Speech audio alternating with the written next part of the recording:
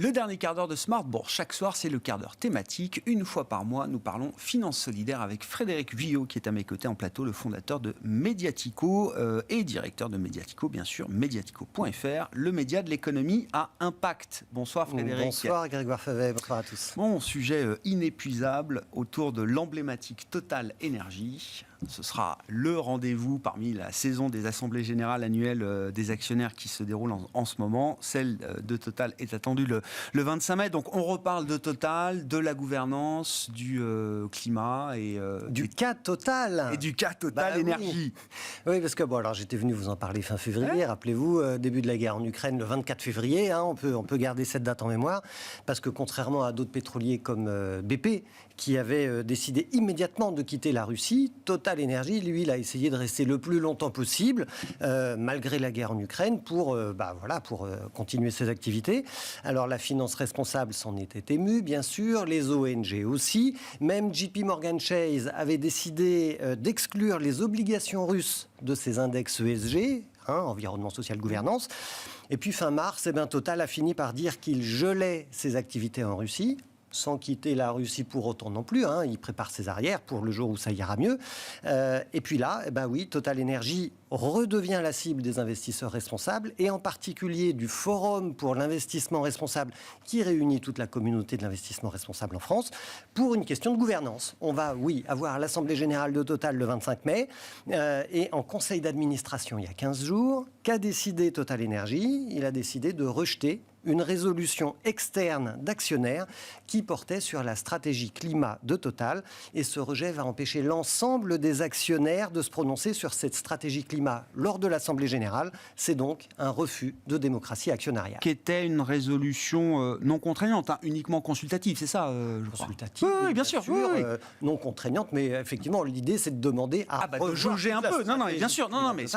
Mais alors, ces actionnaires, ils pèsent pas très lourd. Ils sont 11, ils pèsent moins d'1% du capital. Donc, effectivement, il n'y a rien d'absolument contraignant dans l'affaire. Que demande le Forum, précisément Alors, le Forum pour l'investissement responsable, il demande tout simplement aux législateurs de trancher. Il dit que de nombreuses entreprises pétrolières dans le monde examinent aujourd'hui ce type de résolution climat, donc il n'y a pas de raison que Total ne le fasse pas. Il rappelle que l'AMF, l'autorité des marchés financiers, a encouragé l'an dernier à saisir le législateur, si besoin, pour faire respecter le droit des actionnaires sur les sujets ESG. Et donc, le Forum pour l'investissement responsable, il les soutient. Alors donc, je vous dis, ils sont 11 actionnaires, ils ne pèsent pas beaucoup, très bien, mais ils sont quand même dans leur droit avec cette résolution de Say on Climate. Donc, le FIR demande à l'AMF de réintégrer en fait cette résolution climat à l'ordre du jour de l'Assemblée Générale de Total. Il invite l'AMF à publier son avis sur le cas Total Énergie, et donc à prendre position. Et puis il demande finalement aux législateurs d'autoriser l'autorité des marchés financiers à l'avenir à arbitrer exactement comme ça se passe aujourd'hui aux États-Unis. Pourquoi pas en France ? C'est une belle manière pour le FIR, le Forum pour l'investissement responsable, de fêter ses 20 ans cette année, Frédéric, c'est ça. Voilà, on les entend et on va les entendre encore dans le débat public à cette occasion, effectivement, des 20 ans du FIR. J'aurai d'ailleurs le plaisir d'animer leur soirée la semaine prochaine. Ça va être dans un très beau lieu, c'est au Couvent des Récollets à Paris. Magnifique. Alors, au début de la soirée, on va parler des origines du FIR avec une bonne partie de leurs cofondateurs de l'époque, il y a 20 ans. Ils sont toujours actifs parce que, vous savez, quand on s'engage pour la finance responsable, c'est un engagement de vie, quelque part. Et puis après, dans le reste de la soirée, il va y avoir une interpellation de la finance responsable en général, des financiers, par des acteurs de la société civile, des ONG, des jeunes de 20 ans, qui vont leur dire, quand même, sur le climat, sur le pouvoir d'achat, sur les enjeux de transition écologique, qu'est-ce que vous faites ? Est-ce que vous croyez vraiment que vous allez au fond des choses ? Qu'est-ce qu'on peut changer ? Qu'est-ce qu'on peut transformer ? Donc on va parler de climat, on va parler d'inégalité de revenus, on va parler du changement d'échelle, de cette finance d'impact.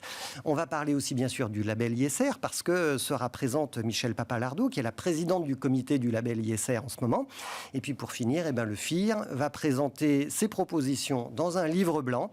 Et c'est donc une belle soirée qui se profile. Mais bien sûr, c'est pour les adhérents. C'est réservé aux adhérents du FIR. On ne pourra pas y aller. Non. Mais vous nous raconterez s'il y a des choses intéressantes qui se sont déroulées à ce moment-là. Dans les interpellations, je pense que ça peut être pas mal.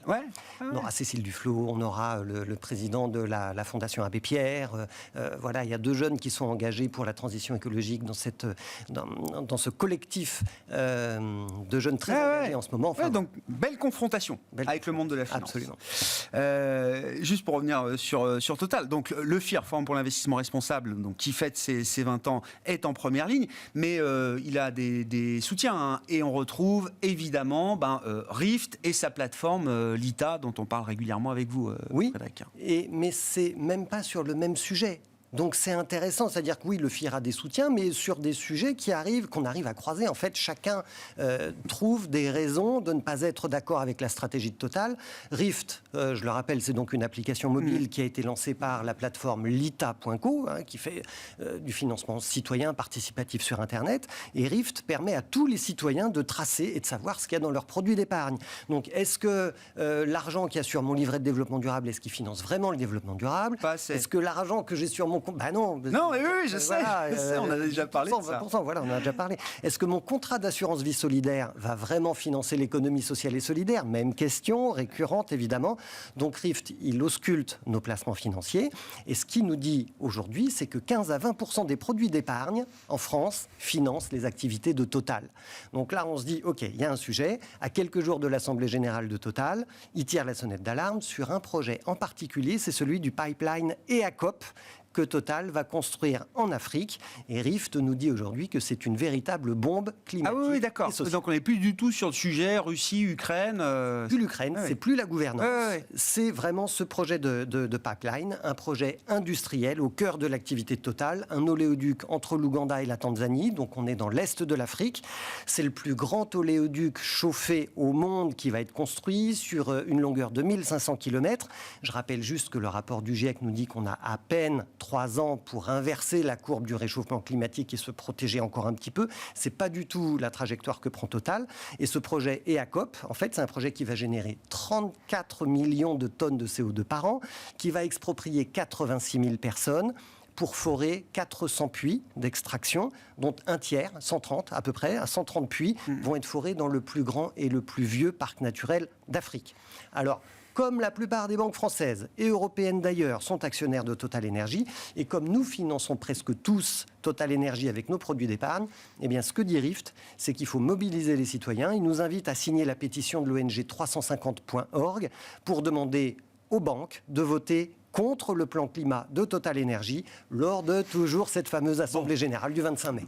Déjà l'an dernier, c'était le sujet et effectivement, il y avait une résolution, je crois, l'an dernier à l'Assemblée générale de Total, alors qu'avait obtenu très peu de soutien par rapport à ce que les actionnaires ayant déposé cette résolution espéraient, mais voilà, on verra ce qui se passe. En fait, on fait de la politique dans une Assemblée générale, bien sûr, on essaye de faire passer uniquement les résolutions qui ne dérangent pas la direction en place. Oui. Vous savez, moi je me rappelle quand il y a 2-3 ans, quand Patrick Pouyanné a dit mais moi, la transition écologique, ça compte pour moi, et effectivement, on aura 20% de notre production d'énergie qui sera non fossile à horizon 2050. Moi, je me suis dit deux choses. 2050, c'est pas demain. On pourrait quand même aller plus vite quand on est en période d'urgence climatique. Et deuxième chose, si c'est 20% d'énergie non fossile, il en reste 80% qui reste fossile à horizon 2050. En fait, ils n'ont pas compris. Et je sais bien que c'est leur cœur de métier, mais il faut se réinventer quand on s'appelle Total Energy. Ils ont déjà changé de nom, je ne suis pas sûr que ça suffise. Bon, il nous reste 3 minutes, quelques idées de placement utiles, responsables, solidaires, Frédéric. On a compris que Total Energy ne fait pas partie des placements que vous considérez comme utiles, responsables et solidaires, mais chacun peut se faire son avis sur Total Energy, qui est loin d'être quand même la moins bien disante des grandes pétrolières mondiales sur les sujets climatiques, quand bien même... tout n'est pas parfait, c'est pas mon point. Mais bon, d'autres idées alors peut-être que Total Energy. Alors on va rester sur la plateforme Lita.co, donc je rappelle qui est à l'origine de l'application Rift. Vous avez vu en ce moment dans l'actu ces pénuries d'eau, vous avez vu la sécheresse en France. Oui, bien sûr, stress hydrique majeur déjà. Exactement. Oui. Et donc sur Lita.co en ce moment, qu'est-ce qu'on trouve ? On trouve Innovaya. Innovaya, c'est une start-up for good qui développe depuis 2018 une technologie sur le traitement de l'eau. Alors l'objectif, c'est de réduire la consommation d'eau des villes et des industries. C'est aussi de rendre l'eau potable accessible à tous. Et en fait, c'est un système de membrane filtrante avec extrêmement peu de produits chimiques. Donc, ça préserve la biodiversité. Et il lève en ce moment 2 millions d'euros, dont 500 000 euros en obligations convertibles par levée de fonds citoyenne sur Lita.co. Et puis, un autre projet dans l'économie sociale, ça s'appelle SailCoop. Alors vous imaginez qu'avec un nom comme ça, c'est une coopérative évidemment. C'est la première coopérative de transport de passagers en voilier. Ça réduit les émissions de carbone, ça permet de voyager autrement. On est déjà dans le slow tourisme, hein, c'est la mode en ce moment, le slow tourisme. Et Cellcoop, ça vous fait rire? Non, parce que c'est du transport... De passagers. C'est du transport ou du tourisme? Alors, c'est du transport entre la Corse, parce qu'ils sont en Méditerranée principalement. Hein, donc, en fait, ce qu'ils veulent faire, là, ils veulent acheter leur première flotte de voiliers d'occasion pour sillonner la Méditerranée et lancer ou développer davantage leur marché. Ils font leur première levée de fonds. Là, ils ont à peine 6 mois, c'est tout nouveau. Ils font leur première levée de fonds. Ils veulent lever 250 000 €. Et en fait, on peut devenir sociétaire à partir de 100 €. Et donc, voilà. Donc, c'est du transport de passagers en Méditerranée pour commencer. Voilà. Très clair. Et puis j'ai une dernière petite info. Rapidement. Bien sûr.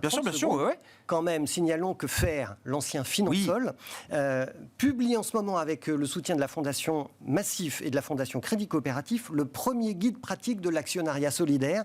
Ça s'adresse aux acteurs de l'économie sociale et solidaire qui veulent ouvrir leur capital aux citoyens, qui veulent apprendre comment faire, qui veulent les trucs et astuces.